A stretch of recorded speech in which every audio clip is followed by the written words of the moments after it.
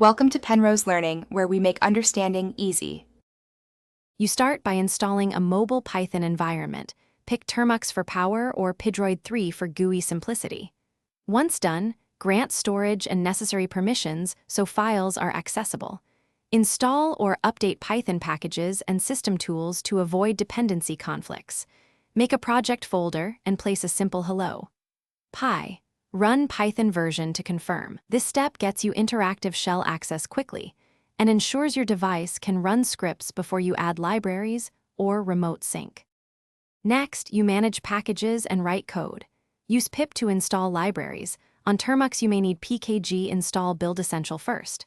Once installed, set up a virtualenv to isolate project dependencies so updates don't break other projects. Open your files in the mobile editor or edit remotely from a desktop using SSH or code server. Run short test scripts after each install to confirm functionality. Make a requirements txt to capture versions. This makes reinstalling or sharing reproducible and predictable.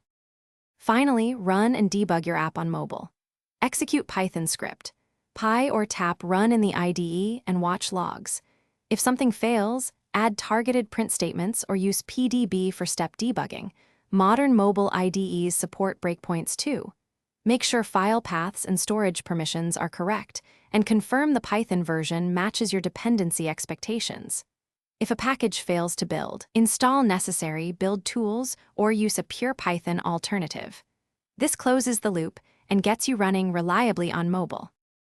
Thanks for watching. If this was helpful, leave a like and consider subscribing. See you next time.